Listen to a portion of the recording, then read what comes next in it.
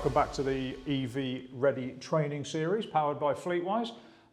We're still in the analysis phase of your EV roadmap. So we're looking now into how do you reimburse business mileage for electric vehicles. You'll have a process in place, no doubt, for reimbursing business mileage for petrol and diesel vehicles, and you will choose a rate to reimburse at, typically a pence per mile rate to reimburse at. And you might, as many do, you might use the government's advisory fuel rate, which is updated quarterly and varies by engine size of the vehicle, but at least you have an objective view, and if your driver complains that it's not enough, you can point them to a government source.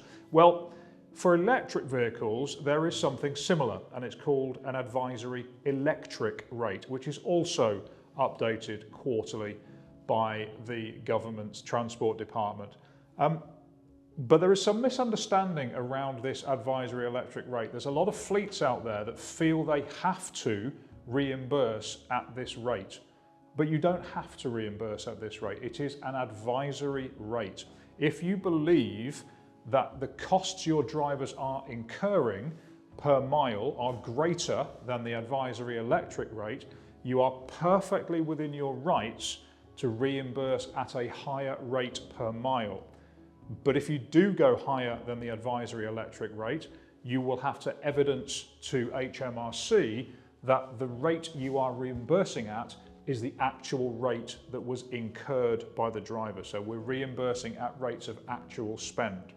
Now, that sounds very, very easy and straightforward, and of course that's what you would do. But there is a complication with electric vehicles, and that is it's very hard to get in old money a fuel receipt. If you're going to a petrol station and you get a receipt and that forms part of your expense reclaim, that's very easy and everybody's done it for years.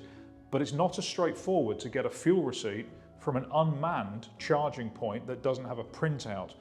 It is available. You probably have to go back to the website to get it, but it's cumbersome and it's hard work. And I can imagine a lot of your drivers saying, I can't be bothered. So in order to unlock this actual cost reimbursement solution, there are many solutions out there, software providers, tech providers, that can help you unlock the fuel reimbursement stages that you need. So some of the people out there, you would have the Miles Consultancy or TMC, you might have All-Star, you might have Right Charge, you might have Bypass.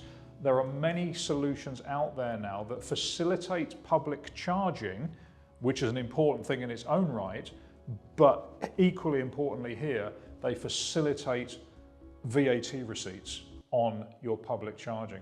It's so much more important with an electric vehicle because of the difference in taxation between public charging and charging at home.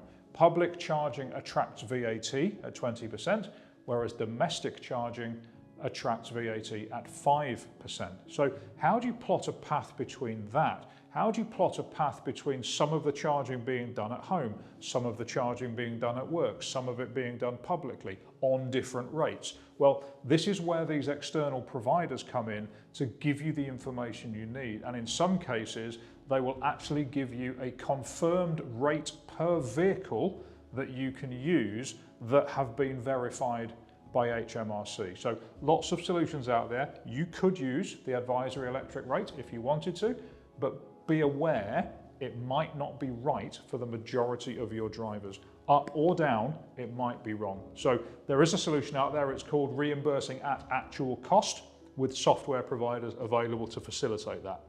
So a bit of information for you there about business mileage reimbursement. Head back to fleetwise.info if you'd like to listen to this one again or view more videos in the series, and we hope to see you on the next one.